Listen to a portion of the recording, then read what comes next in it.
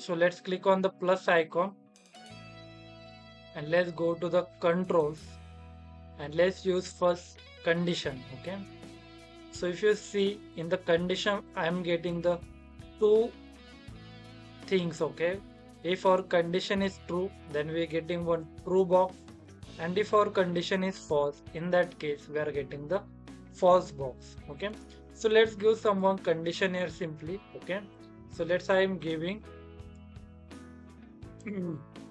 1 is equal to 1 simply. Okay, for now, and let's we go to the data operation, use the compose operation and set it to the true here friends. Okay,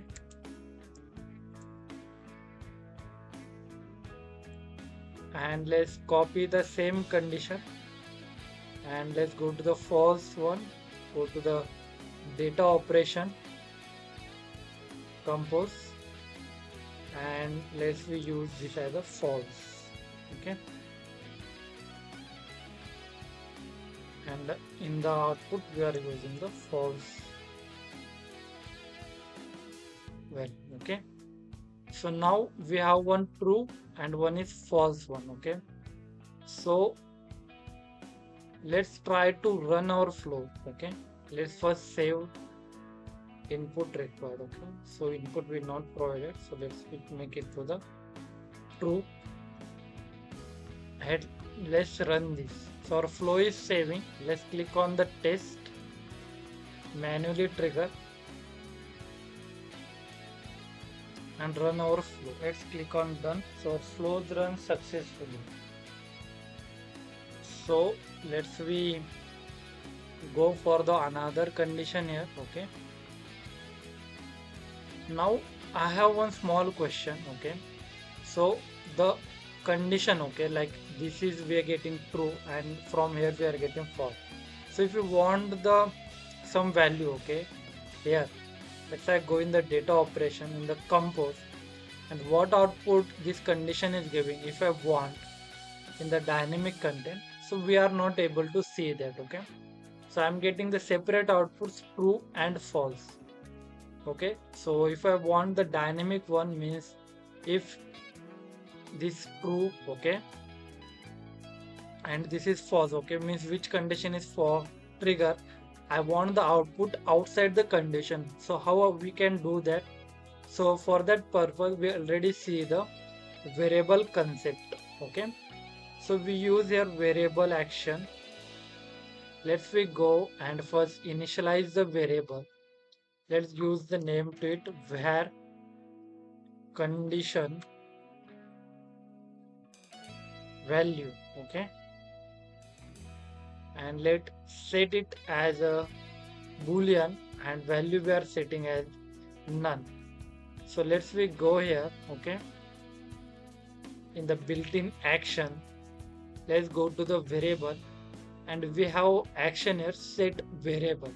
So we will utilize this. Okay, let's use the name to our variable and let's set value to true, and similarly we will copy this variable. Okay, just click on the plus icon. Okay, left click and just I will allow this so we can paste this action here. So now we pasted this action successfully, and now let's mark it to the false, and in this compose action, okay, let's use the dynamic content and make it the value, and here we'll use the name to this. Okay, output of condition, and let's run the flow.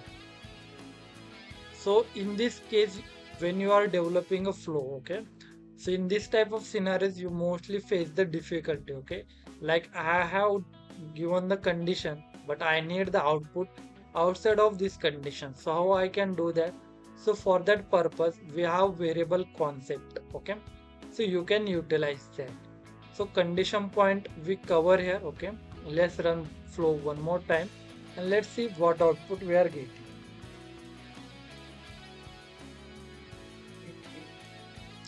So we are getting output as true here, you can see, outside the condition here, friends. Okay, so now let's go and see the one more action here. Okay, so condition is done now. So in conditions, okay, if I go, let's say I go to the condition.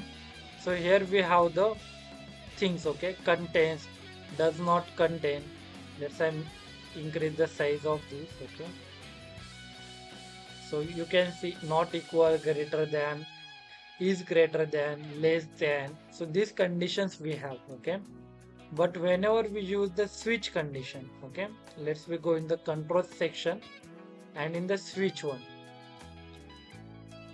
So in switch one, we can choose the value, okay, on which value we need to. So first we need to go here, okay, and in the cases, let's we provide some value 1. Here let's we provide the value to 2, okay, and we will use this compose operation, okay, and pass the value as a 1. And let's save this. Let's we try we are getting some error or not. In switch we not provide a value, so let's we go in dynamic content and pass the compose output here, okay. And now let's we try. So our switch condition now it is satisfied. Let's we try and run our flow. Let's run our flow here.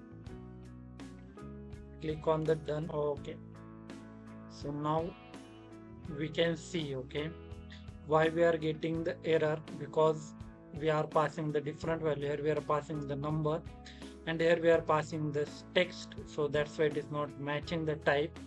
So that's why we are getting the error. So we are passed your number, and in cases also we are passed the number, so it is satisfied successfully. So you can also take care of that. So let's we go to the another condition here, okay. Let's we go in the controls. So let's we go and see the terminate action here, friends, okay. So if you want to end the flow, okay, here, okay, in the if condition, if it is true, okay, and I want to close the flow here, so in that case we will use the terminate action. So below actions will not run once we use the terminate action. Then, okay, so let's we save our flow and let's run our power automate flow. Let's click on the test and let's run the flow.